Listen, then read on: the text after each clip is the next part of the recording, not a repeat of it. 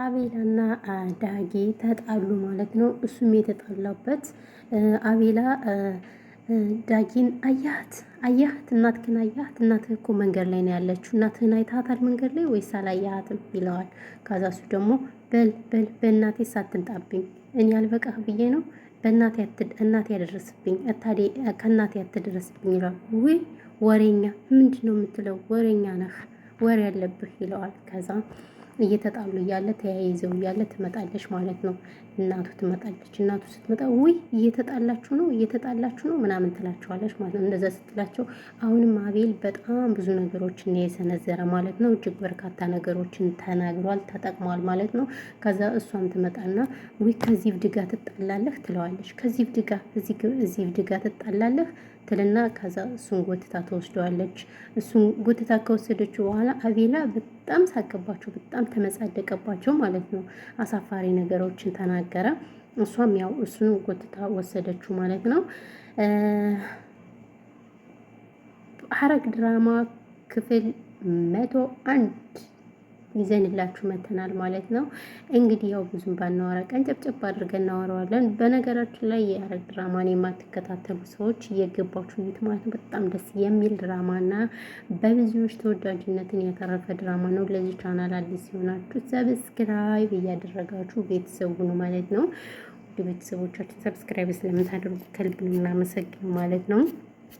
እና እንግዲህ ሁለት አጀንዳ ይዤላችሁ መጥቻለሁ ማለት ነው። እሱም እንግዲህ አንደኛው ትንሽ ስለ ሐረግ ድራማ ቀንጨብ አድርገን ካወራን ደግሞ ስለ ሁለተኛው ደግሞ እንግዲህ አነጋጋሪዋ በሰሞን ከዱባይ መንግስት ጋር ፎቶ የተነሳች ሰራተኛ አለችና እሷ በብዙዎች እየተቀባበሏት ነው ማለት ነው። እንግዲህ እሱ በጣም ደስ ይላል ማለት ነው። እሱን ወደኋላ ልመለስበትና ስለ ሐረግ ድራማ ትንሽ ቀንጨብ ካረኩ በኋላ ማለት ነው እናወራለን ማለት ነው። እንግዲህ ሐረግ ድራማ ክፍል 101 ተለቋል። ሁላችሁም እየገባችሁ እዩ፣ በጣም ደስ ይላል ማለት ነው። እንግዲህ ሐረግ ድራማ ከመጀመሪያው ሲጀምርላችሁ አቤላ እና ዳጊ ተጣልተዋል ማለት ነው። እሱም የተጣሉበት አቤላ ከድራማው ማውጣት አለበት። ምክንያቱም አቤላ ስነ ስርዓት የለውም፣ የሚናገረውን ነገር ስለማያውቅ አቤላ ከድራማው ማውጣት አለበት ማለት ነው። እንደኔ ምክንያቱም ከዳጊ ጋር ተጣልተዋል። እሱም የተጣሉበት ምንድን ነው? አቤላ ዳጊን እናትህን አያሃት? መንገድ ላይ እኮ ናት አየናት። እናትህ መንገድ ላይ አላየሃትም ይለዋል ማለት ነው። እና እንደዛ ሲለው ደግሞ እሱ ደግሞ ወይ በእናቴ አትምጣብኝ፣ በእናቴማ እንድትመጣብኝ አልፈቅድልህም፣ በእናቴ አትምጣብኝ ይለዋል። ወይ አላስ ደግሞ ወሬኛ ብሎ ተሳለቀበት ማለት ነው። ተሳለቀበት። ከዚህ ሲስቅበት እንዴት ትስቅብኛለህ ይልና ተያያዙ፣ ሊደባደቡ ተያያዙ። እየተነጋገሩ እያለ ትደርሳለች እሷ ከደረሰች በኋላ ግን ያው ማለት ዱላውንም ይተውትና ከዛ እሷ ደግሞ ውይ ከዚህ እብድ ጋ ነህ እንዴ? ይሄ እኮ እብድ ነው ምናምን ትለዋለች ማለት ነው። እንደዛ ስትለው ከዛ አሁንም ድጋሚ ሳቀባቸው ማለት ነው አቤላ። ከዛም በኋላ መደባደቡን ጥለው እሷ ልጇን ወሰደችው ማለት ነው። ምክንያቱም ይሄ ጤነኛ እኮ አይደለም፣ ለምን ከዚህ ከእብድ ጋማ እንድትነጋገር አልፈልግም ምናምን ትልና ከዛ ጎትታ ስትወስደው እሱ ደግሞ ሄደ ማለት ነው። ግን በጣም ሳቀባቸው ማለት ነው። አቤላ በጣም ተንኮለኛና ነገረኛ ነው ማለት ነው። ስለዚህ አቤላ ከድራማ መውጣት አለበት ማለት ነው።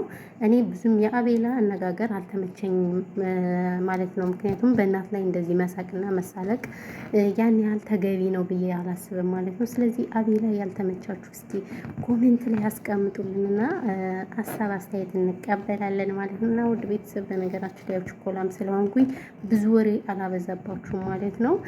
እና ደግሞ ማለት ነው ያው ስለነሱ ይሄን ያህል ካወራሁኝ ስለ ዱባይዋ ላውራ።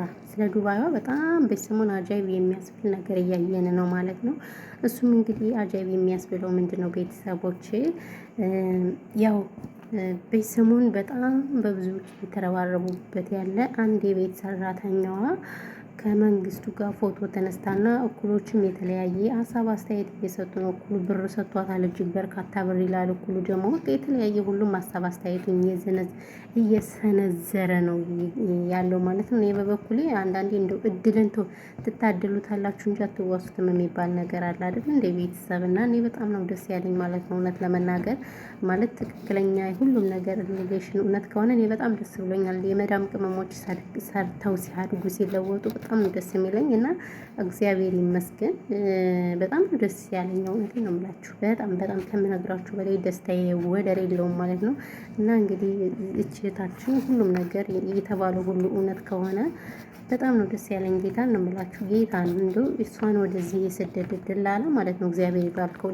እኔ በነገራችን ላይ ደላላውን ለእኔ ማገናኙኝ አልኩኝ እኮ እናንተ። እሱ ደላላ ማለት ነው ሊመሰገን ይገባል። አንዳንድ ደላላ እኮ እንደወድሉም ጥሩ ነው። አዎ እና እኛ እዚህ ጩኸቱ አላስቀምጥም ብሏል። ጭራሽ ነው ከመንግስት ጋር ሁኝ ፎቶ ልነሳ ዘር ማንዝሪያ ይቶት አያውቅምና አንዳንዴ መታደል እኮ ነው። እኛ እኮ የሰው ሀገር ዜጋ ያከብረናል፣ የራሳችን ግን ማክበር አቁሟል ማለት ነው።